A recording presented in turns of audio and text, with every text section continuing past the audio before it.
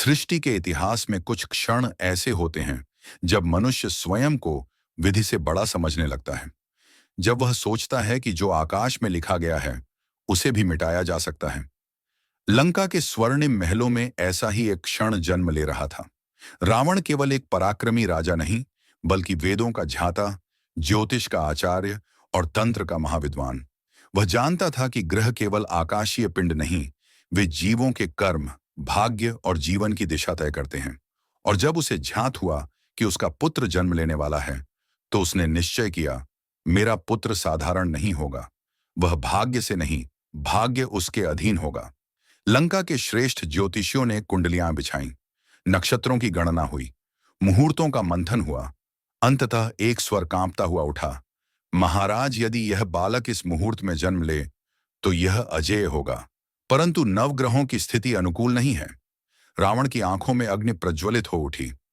यदि ग्रह अनुकूल नहीं तो उन्हें अनुकूल बना दिया जाएगा।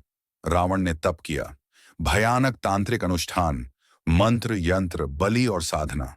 आकाश कांप उठा। सूर्य, चंद्र, मंगल, बुध, गुरु, शुक्र, शनि और छाया ग्रह राहु, केतु सब लंका के आकाश में प्रकट हुए। रावण बोला, मेरे पुत्र के जन्म समय तुम सबको सर्वाधिक शुभ स्थिति में खड़ा होना होगा। सूर्यदेव ने उत्तर दिया, राक्षस राज, हम धर्म से बंधे हैं, हम किसी के अधीन नहीं चलते। ये उत्तर रावण के अहंकार को स्वीकार नहीं था। जिसे देवताओं से युद्ध का अनुभव हो, उसके लिए ग्रह भी शत्रु बन सकते हैं। रावण ने अपने 10 मुखों से मंत्रोच्चार किया। तंत्र शक्तियां जाग उठी।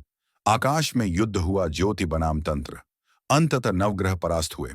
यह सृष्टि का सबसे भयानक दृश्य था, ग्रहों की पराजय। रावण ने नवग्रहों को लोहे और मंत्रों से बनी जंजीरों में बांध दिया।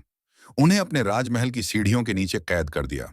अब जो भी लंका में प्रवेश करता, वह अनजाने में ग्रहों के ऊपर पैर रखकर चलता। रावण का गर्जन, अब सृष्टि मेरे अधीन है, निर्धारित क्षण आया। नवग्रह विवश थे। उन्होंने सिर झुकाया और सबसे शुभ स्थिति में खड़े हो गए। मेघनाथ ने जन्म लिया। उस शिशु की आंखों में असामान्य तेज था। वह बड़ा हुआ और देवताओं को पराजित किया। जब उसने स्वर्ग के राजा इंद्र को हराया, तब वह कहलाया इंद्रजीत, जो इंद्र को जीत ले। रावण को लगा उसने भाग्य को जीत लिया, पर समय सबसे बड़ा न्यायाधीश होता है। उधर रामकाज के लिए हनुमान लंका पहुंचे। सीता माता की खोज, अशोक वाटिका, रावण का अहंकार। लंका जल उठी और लौटते समय हनुमान के कानों में एक करुण स्वर पड़ा। महल की सीढ़ियों के नीचे अंधकार में नवग्रह कराह रहे थे। शनि बोले, हे वानर श्रेष्ठ, हम धर्मवश यहां बंधे हैं। राहु केतु बोले, हमें मुक्त करो, अधर्म ने हमें जकड़ रखा है। हनुमान का हृदय करुणा और क्रोध से भर उठा। हनुमान ने गदा उठाई। एक प्रहार मंत्र टूटे, दूसरा प्रहार जंजीर टूटी, तीसरा प्रहार अहंकार चूर। नवग्रह मुक्त हुए। आकाश से पुष्प वर्षा हुई। नवग्रहों ने हनुमान को प्रणाम किया। जो भी तुम्हारी शरण में आएगा, उस पर हमारा प्रकोप कभी प्रभावी नहीं होगा। रावण ने ग्रहों को बांधा, पर हनुमान ने उन्हें मुक्त कर दिया। इसीलिए जहां हनुमान है, वहां भाग्य भी सेवक है। जय श्री राम, जय बजरंग बली।